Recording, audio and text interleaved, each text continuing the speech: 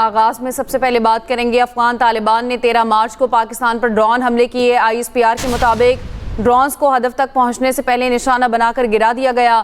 کوئٹہ میں ڈرون کے تباہ شدہ ملبے سے 2 بچے زخمی ہوئے۔ کوہاٹ اور راولپنڈی میں ایک شخص زخمی ہوا۔ حملے افغان طالبان کی دہشت گردانہ ذہنیت کے آغاز قرار۔ ISPR نے واضح کر دیا عوام اور مسلح افواج افغان طالبان کی فطرت اور عزائم سے آگاہ ہیں۔ افغان طالبان کی پاکستان میں خوف پھیلانے کی کوشش ناکام۔ سیکیورٹی فورسز نے افغان طالبان کے ڈرونز حملوں کی کوشش کو ناکام بنا دیا۔ ڈرونز کا ملبہ گرنے سے چند شہری زخمی ہو گئے۔ ISPR کے مطابق 13 مارچ 2026 کو افغان طالبان نے پاکستان میں خوف و ہراس پھیلانے کی غرض سے چند ابتدائی نوعیت کے ڈرونز استعمال کیے۔ سیکیورٹی فورسز نے بروقت کارروائی کرتے ہوئے ان ڈرونز کو سافٹ اینڈ ہارڈ کل طریقوں کے ذریعے تباہ کر دیا، جس کے باعث وہ اپنے ہدف تک نہ پہنچ سکے۔ تباہ کیے گئے ڈرونز کا ملبہ گرنے سے کوئٹہ میں 2 بچے جبکہ کوہاٹ اور راولپنڈی میں ایک شہری زخمی ہوا۔ ISPR کا کہنا ہے یہ حملے عوام میں خوف پیدا کرنے کی کوشش تھے اور اس سے افغان طالبان کی دہشت گرد ذہنیت عیاں ہوتی ہے۔ افغان طالبان ایک جانب عالمی سطح پر ہمدردی حاصل کرنے کے لیے خود کو متاثرہ فریق ظاہر کرتے ہیں، جبکہ دوسری جانب اپنے پراکسی عناصر اور ڈرونز کے ذریعے شہریوں کو نشانہ بناتے ہیں۔ بیان میں مزید کہا گیا پاکستان کے عوام اور مسلح افواج افغان طالبان کے عزائم اور طرز عمل سے بخوبی آگاہ ہیں۔ پاکستان کا آپریشن غضب للحق دہشت گردی کے مکمل خاتمے تک جاری رہے گا اور جب تک افغان طالبان پاکستان کے خلاف دہشت گردی بند نہیں کرتے کارروائیاں جاری رہیں گی۔ ISPR نے واضح کیا پاکستان کی مسلح افواج دہشت گردی اور اس کی تمام شکلوں بشمول افغان طالبان کے ڈرون حملوں کے خلاف اپنی جدوجہد میں ثابت قدم ہیں اور ملک کے عوام کو دہشت گردوں اور ان کے سہولت کاروں سے بچانے کے لیے دفاع جاری رکھا جائے گا۔ خالد محمود، ایکسپریس نیوز، اسلام آباد۔ پاکستان میں فتنہ الخوارج کی دہشت گردی کی کوشش ناکام۔ سیکیورٹی فورسز نے دہشت گرد تنظیم کے 2 ڈرون مار گرائے۔ وزارت اطلاعات نے افغان طالبان رجیم اور بھارتی سوشل میڈیا کا جھوٹا پروپیگنڈا بے نقاب کر دیا۔ تباہی کے بعد ڈرونز کا ملبہ گرنے کو افغان اور بھارتی پروپیگنڈا سیل بڑھا چڑھا کر پیش کر رہی ہیں۔ افغان طالبان رجیم متعدد دہشت گرد تنظیموں کی معاونت کر رہی ہے۔ افغان وزارت دفاع اور رجیم کے دیگر اکاؤنٹس پروپیگنڈا پھیلانے کے لیے بدنام ہیں۔ انہی سوشل میڈیا اکاؤنٹس نے پاکستان کا طیارہ گرانے کا بے بنیاد دعویٰ کیا تھا۔ ان اکاؤنٹس کو شرمندگی کے ساتھ یہ دعوے حذف کرنا پڑے۔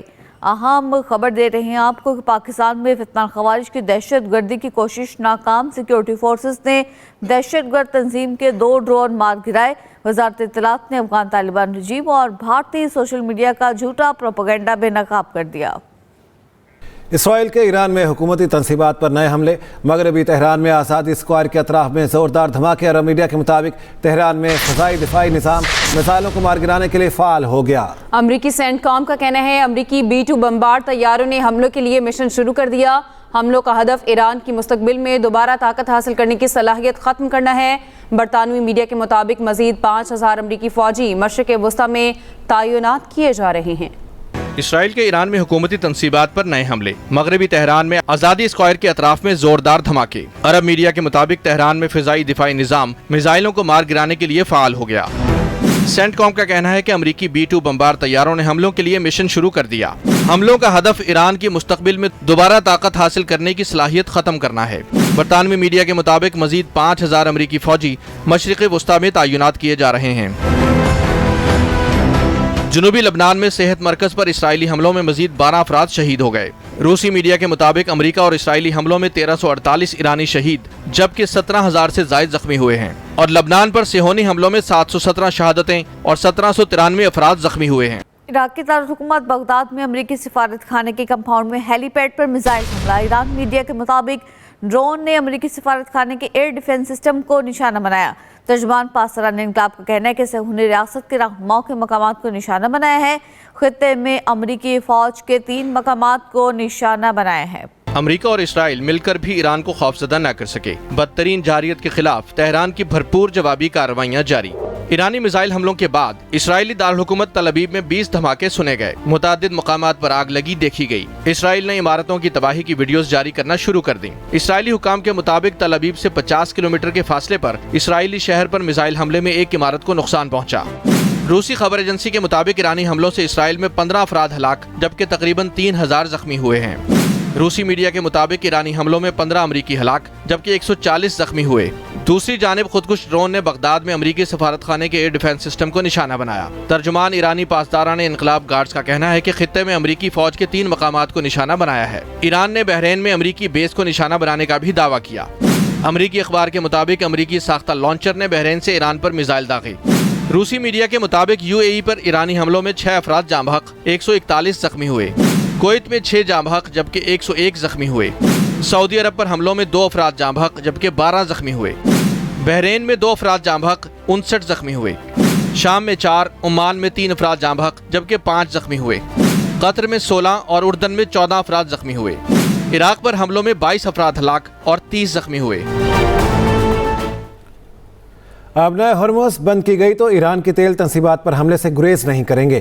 صدر ڈونلڈ ٹرمپ کا کہنا ہے امریکی فوج نے ایران کے خارج جزیرے پر حملے کیے ہیں لیکن تیل تنصیبات کو نشانہ نہیں بنایا۔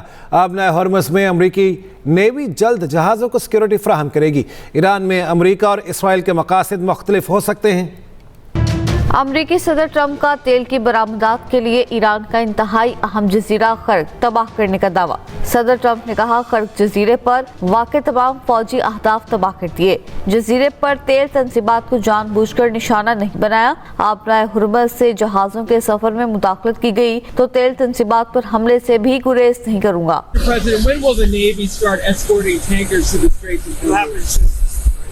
جب صدر ٹرمپ سے پوچھا گیا کہ یہ جنگ کتنی دیر تک جاری رہ سکتی ہے تو ٹرمپ نے کوئی اندازہ لگانے سے انکار کیا۔ How long now do you think the war is likely to last? I can't tell you that. I mean, I have my own idea, but what good does it do?